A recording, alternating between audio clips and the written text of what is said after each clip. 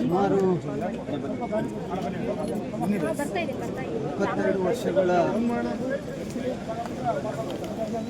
ನನ್ನ ಮತ್ತು ಈ ಕುಟುಂಬದ ನಡುವಿನ ಬಾಂಧವ್ಯ ನಾನು ಯಾವಾಗಲೂ ಕೂಡ ದೇವೇಗೌಡರು ಸಾಹೇಬ್ರನ್ನ ಪೂಜ್ಯ ಅಪ್ಪಾಜಿಯವರು ಅಂತಲೇ ಕರೀತಾ ಇದ್ದೆ. ಯಾವತ್ತೇ ನಾವು ಈ ಮನೆಗೆ ಬಂದಂಥ ಸಂದರ್ಭದಲ್ಲಿ ದೊಡ್ಡ ಸಾಹೇಬ್ರನ್ನ ಮತ್ತು ಚೆನ್ನಮ್ಮಾಜಿಯವ್ರನ್ನ ನಮಸ್ಕಾರ ಮಾಡಿ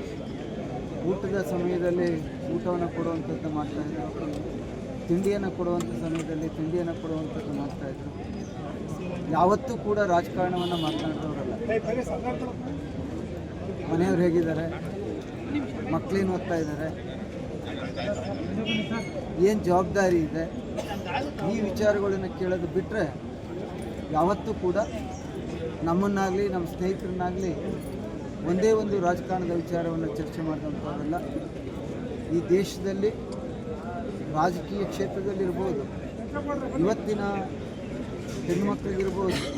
ಅಥವಾ ನಮ್ಮಂಥವ್ರಿಗಿರ್ಬೋದು, ಇಡೀ ದೇಶದಲ್ಲಿಯೇ ಈ ಕುಟುಂಬ ದೇವೇಗೌಡರು ಸಾಹೇಬರು ಮತ್ತು ಚೆನ್ನಮ್ಮನವರ ಒಂದು ಜೀವನ ಇತರೆ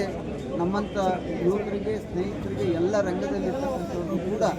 ಒಂದು ಮಾದರಿ ಅನ್ನುವಂಥ ರೋಲ್ ಮಾಡೆಲ್ ಕುಟುಂಬ ಅನ್ನುವಂಥ ಮಾತನ್ನು ಈ ಸಂದರ್ಭದಲ್ಲಿ ಹೇಳ್ತಾ, ನಾವು ಕೂಡ ಈ ಸಂದರ್ಭದಲ್ಲಿ ಅವರ ಕುಟುಂಬಕ್ಕೆ ತಾಯಿ ಚಾಮುಂಡೇಶ್ವರಿ ಆ ಒಂದು ದುಃಖವನ್ನು ಭರಿಸುವಂಥ ಶಕ್ತಿಯನ್ನು ಕೊಡಲಿ ಅನ್ನೋದ್ರ ಜೊತೆಗೆ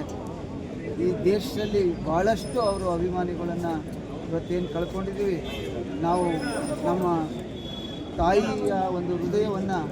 ಈ ದೇಶದಲ್ಲಿ ಕಳ್ಕೊಂಡಿದ್ದೇವೆ ಅನ್ನುವಂಥ ಒಂದು ಸಂಕಟವನ್ನು